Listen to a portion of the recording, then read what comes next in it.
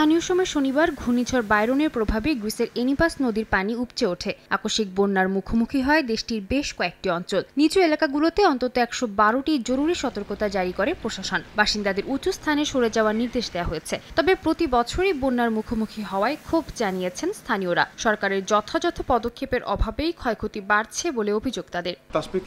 পৌরসভা বা আঞ্চলিক কর্তৃপক্ষ কিছুই করেনি। প্রতি বছর একই সমস্যার পুনরাবৃত্তি হয়। প্রতিবার বৃষ্টি হলেই এখানে বন্যা দেখা দেয়। দিনে দিনে পরিস্থিতি আরও খারাপ হচ্ছে। এদিকে ইন্দোনেশিয়ার বন্যায় প্রতিদিনই বাড়ছে মৃতের সংখ্যা, স্পষ্ট হচ্ছে ক্ষয়ক্ষতি। এখনও নিখোঁজ শতাধিক মানুষ। রাস্তাঘাট ধ্বংস হয়ে যাওয়ায় খাবার, ওষুধ ও বিশুদ্ধ পানি পৌঁছাতে হিমশিম খাচ্ছে সেনাবাহিনী। আকাশপথে ত্রাণ ফেলার ব্যবস্থা করেছে প্রশাসন। এদিকে আচে তামিয়াংয়ের অনেক জায়গায় ত্রাণ পৌঁছাতে দেরি হওয়ায় বাসিন্দারা খাদ্য ও প্রয়োজনীয় জিনিসপত্রের জন্য দোকানপাট লুট করতে বাধ্য হয়েছেন। বন্যায় ক্ষয়ক্ষতি পর্যবেক্ষণে ক্যান্ডি শহরে যান শ্রীলঙ্কার প্রেসিডেন্ট অনুরা কুমার দিশানায়েক। এ সময় প্রভাবশালী এক বৌদ্ধ ভিক্ষুর সঙ্গে দেখা করার পর ক্ষতিগ্রস্ত এলাকাগুলো পুনর্নির্মাণ নিয়ে ব্রিফিং দেন তিনি। দ্রুত এই প্রক্রিয়া শুরুরও নির্দেশ দেন। সাদিয়া তাসনিম, সময় সংবাদ।